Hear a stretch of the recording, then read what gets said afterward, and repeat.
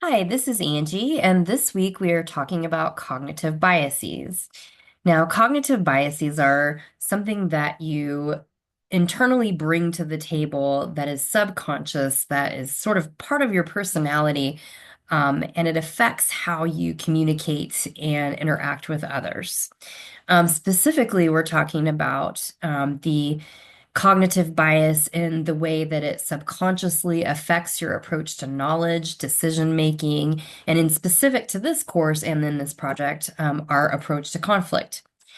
And if it is not recognized, what you are personally bringing to that table, it can eventually become a source of conflict and also really the inability to find some kind of resolution.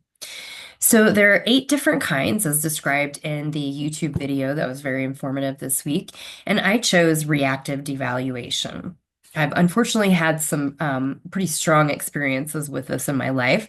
Um, Reactive devaluation refers to the internal bias that a person has that causes them to automatically assume that the other person is the bad guy or that they don't know anything or whatever. So it could even be just as simple as they just don't like the person and they're going to just discredit them and really rule out anything that they have to say. This is reactive is integral to the concept of this because most people who do employ this cognitive bias of reactive evaluation are reactive people, so they're easy to get a response out of.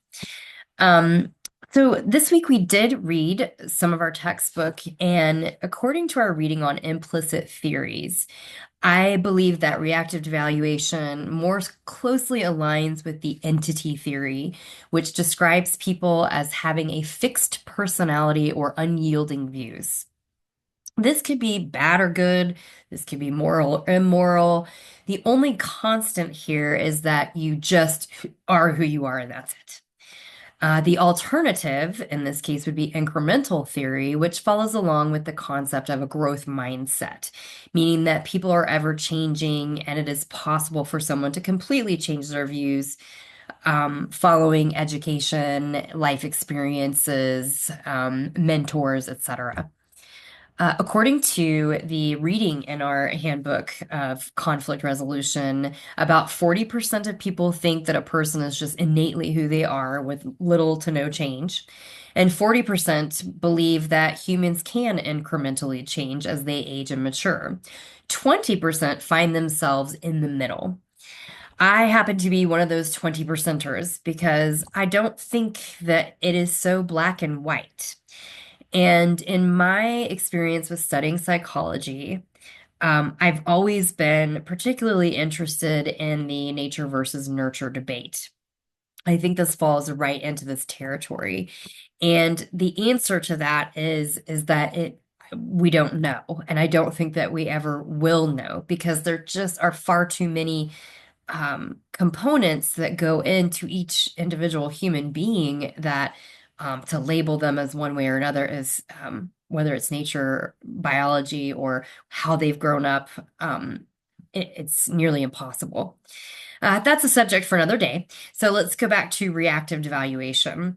And I chose this one because it's something that I currently deal with, specifically because I am raising teenagers.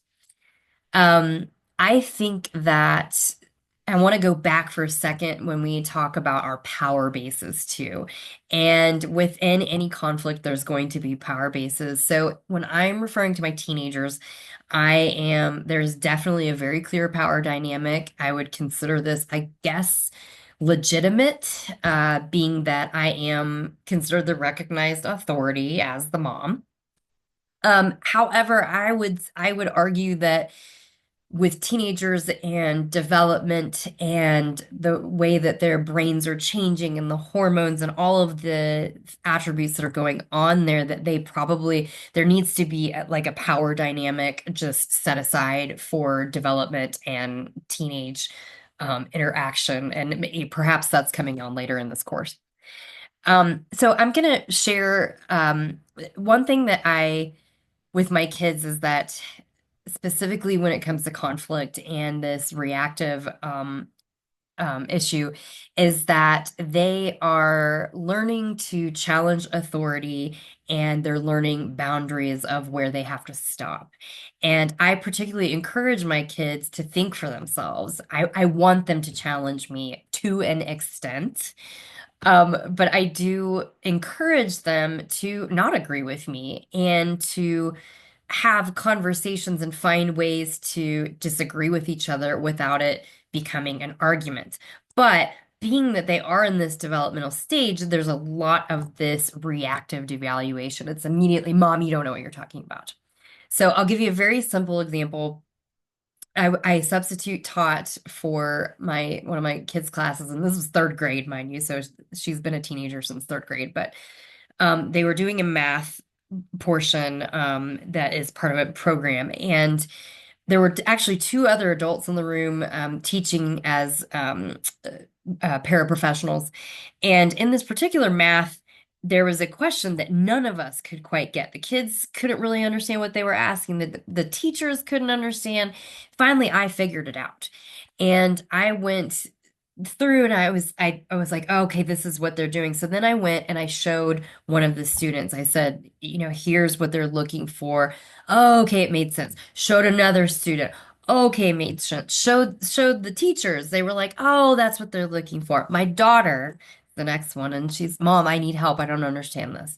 So I come over to show her exactly what I had just shown. And Mom, you don't know what you're talking about.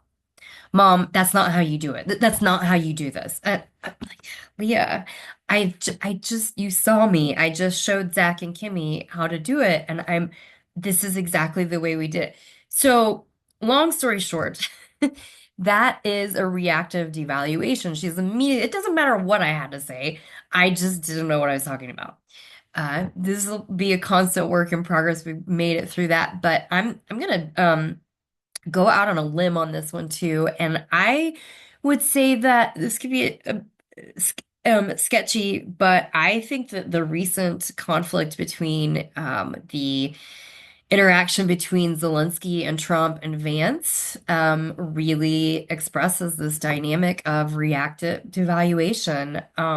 Personally, I think that the way the conversation happened, the setting, the dynamic of it, I believe that Zelensky went in there and he tried to speak, Trump shut him down.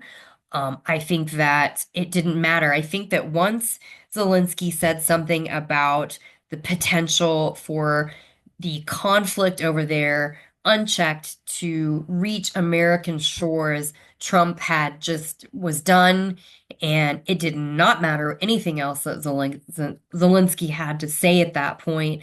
Everything was wrong. So these this kind of reaction and this reactivity and this not pausing to really reflect and think about how you're going to respond, it can be very dangerous.